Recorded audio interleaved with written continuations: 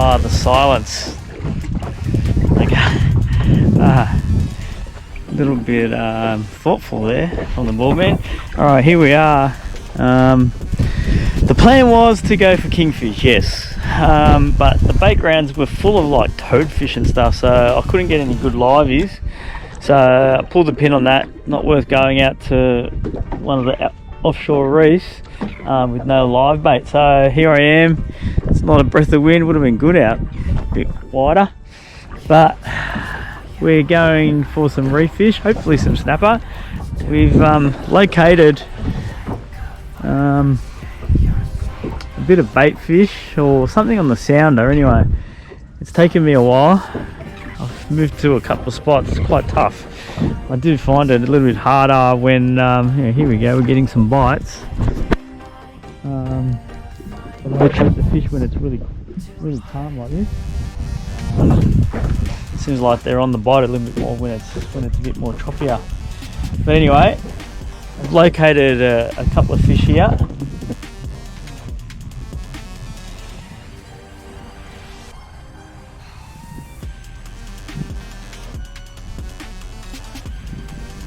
And any other reef fish.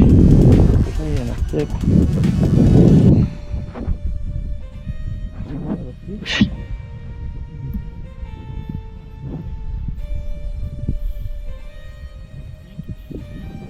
Batching a bit later on.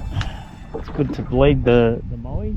They're not great eating when they're full of blood. I'm going to clean out the little black lining in their stomach. But it's a nice reef table fish to eat. Hopefully we can find some snapper. Alright, we're getting a few nibbles here. Hopefully it'll turn it on, especially as the tide starts to run in a bit quicker. About an hour away from the high tide. Anyway, we'll keep you updated. Beautiful day. Look at that, no wind. A couple of whales still heading south. Crazy that how many whales there are these days. Gotta keep safe. Anyway, the BaldMan.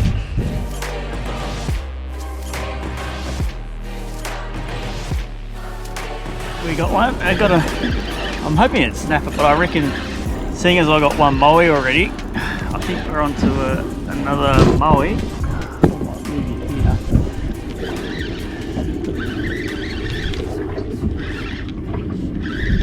Very finicky though, very soft bites, but when I do strike on them, they load up. One thing about moes, if it's not a snapper, they do fight well, which is good. Give me a bit of curry. I can set you up over here and you can see my rod.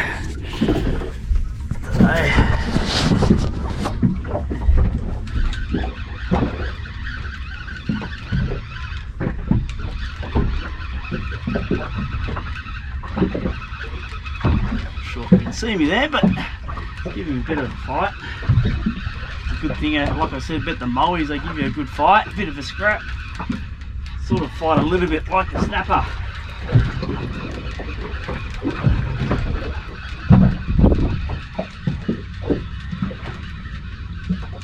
Just using some old yakkers that I've got, just putting big strips.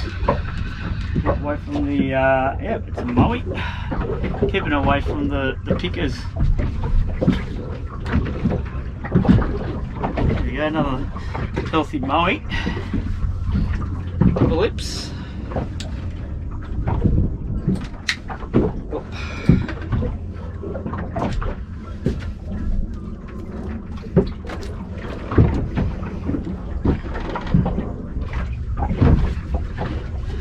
There we go. If that's something you'll weigh or not. Beautiful fish.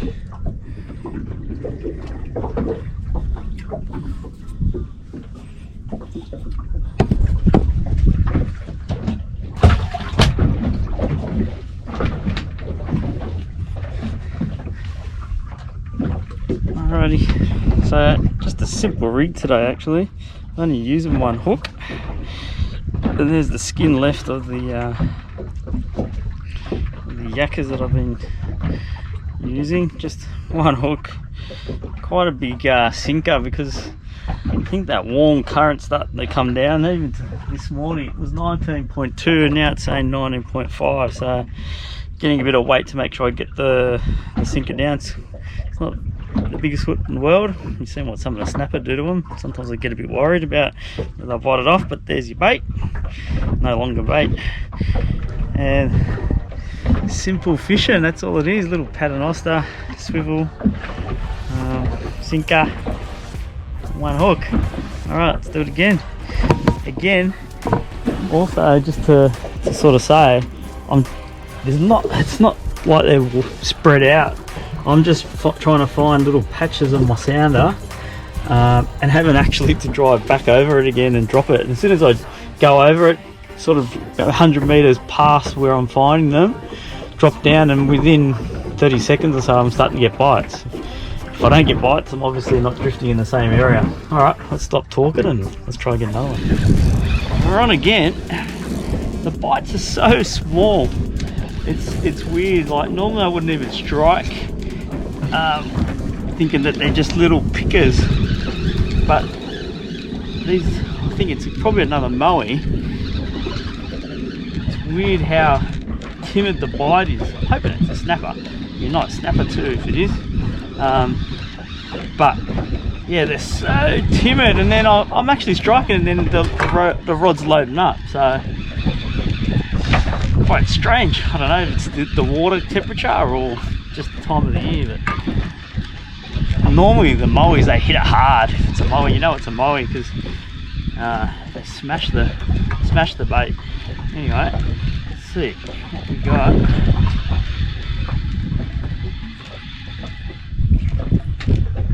Yeah, it's another moe. It's actually a nice size moe, bigger than the last one. There we go. It's actually a very big moe.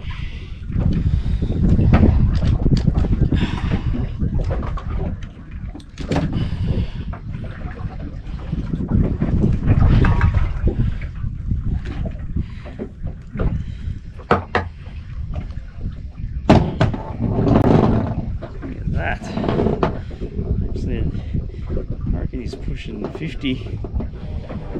Still got the bait, you can see the bait there. Again, very timid bait, bites that I'm getting.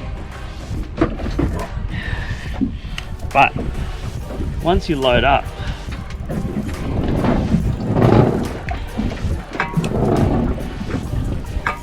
they give you a good fight. There we go. They're a nice looking fish too. Call them rubber lips because look at those lips on the. Alrighty, let's try again. Still got the bait. Let's see if I can throw it down again and hook another one. BaldMan fishing. Alright, so today it's pretty peaceful and quiet out here. Another reason is today I've actually turned the motor off. A lot of people ask me why I leave the motor on all the time. Most of the time it's a safety thing, so when I'm way offshore you haven't got that issue whether the motor's going to start or not, or you split the batteries, even though I've got two dual batteries on here.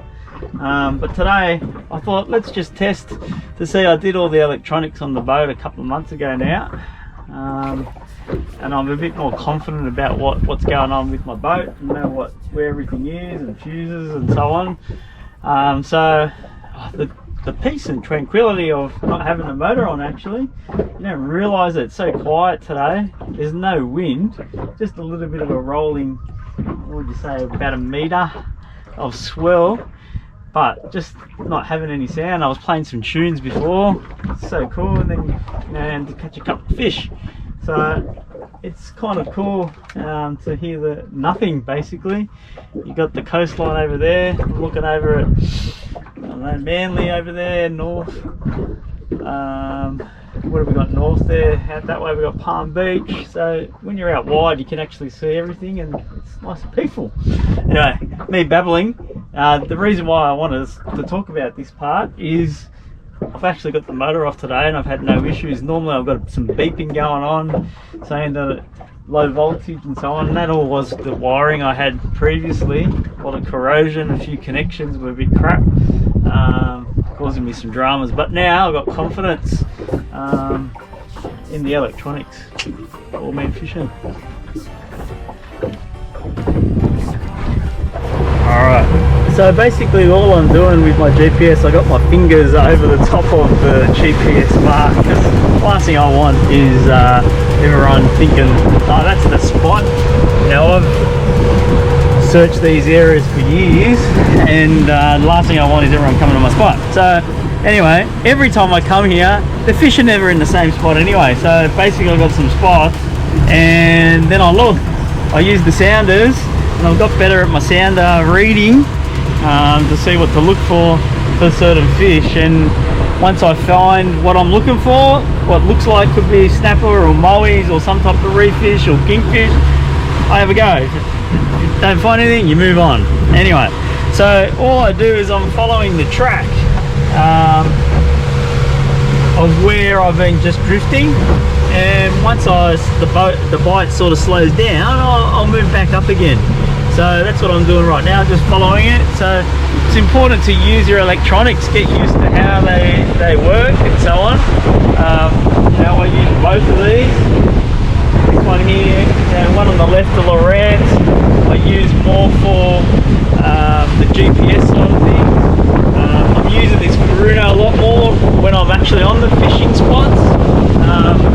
Finding it pretty good, because what I can actually do is when I find the fish or hook a fish, I can pinpoint on the depth sounder side where the bait is or what I'm marking, press the button on, I'll hit the screen there, and I can go back exactly to the spot where the fish were, where I hooked up. So I can't do that on Lowrance, that's an older model. This Bruno, that's what I like about it. It's got a little bit more technology. So I'm just heading up, trying to pinpoint again where I was hooking up those mowies, and hopefully drift over the same spot and hook up again.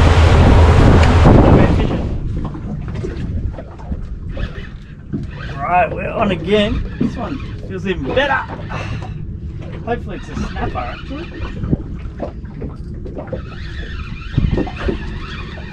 Got a bit of fight, a little bit more drag taken there. End up being a good little session here. And like I said, it's taken me a bit of time. It always does. You've got to have patience. For those people, you know, there's no fish, you've got to keep moving around. They're not always in the same spots, as I was kind of explaining earlier. You've got to keep moving. And it's always, I saw the slightest bit of markings on my sounder, and that's where these fish are coming from. It's crazy.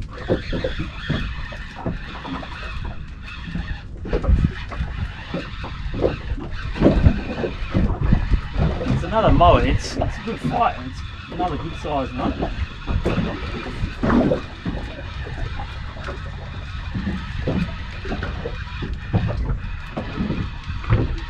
Comes.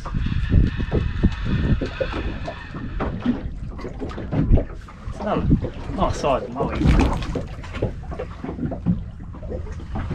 Yeah. Beautiful, lovely colours, lovely size.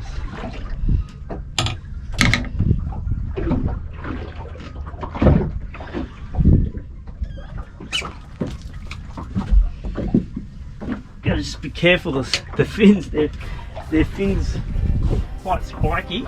Don't want to get stung by one of those, that'll hurt. Yeah.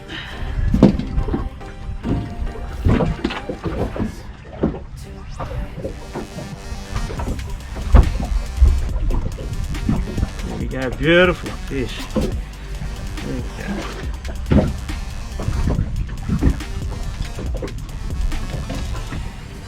Alrighty, let's do it again, eh? I wanted to change that bait. BaldMan Fishing. Alright, we're on, and this one feels lots bigger than what I've caught already. So this could be an interesting one. Hopefully it might be a snapper.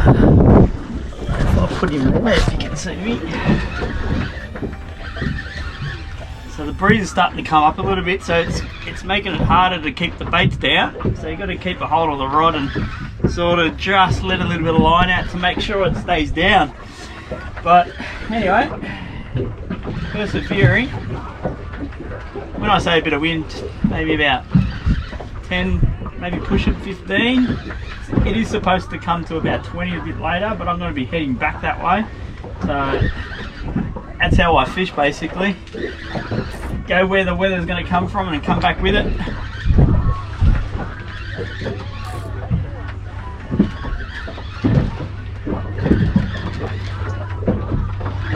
This one actually hit it really hard from the beginning, so interested to see what sort of fish it is and actually how big it is. It's a lot bigger than what I think it is.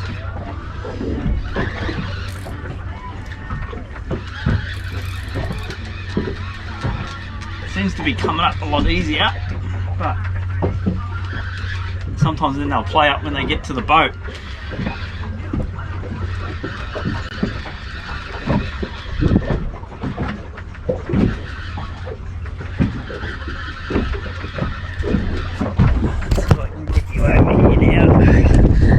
I've broken my bracket on the boat so that I got the view from the top here, but gonna have to do with today me moving around and maybe it falling over every now and then.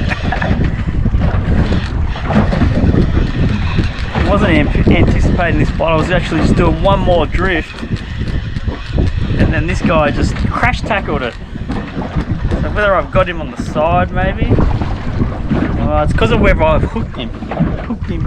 Oh no, he's hooked in the mouth. It's another nice size. Actually, it's probably the biggest one. It'd be nudging close to 50 for sure.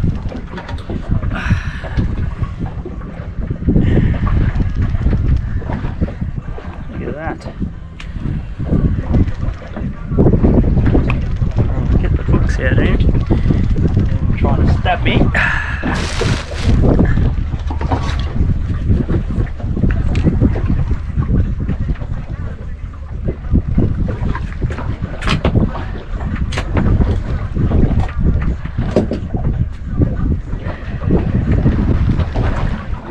There we go, beautiful.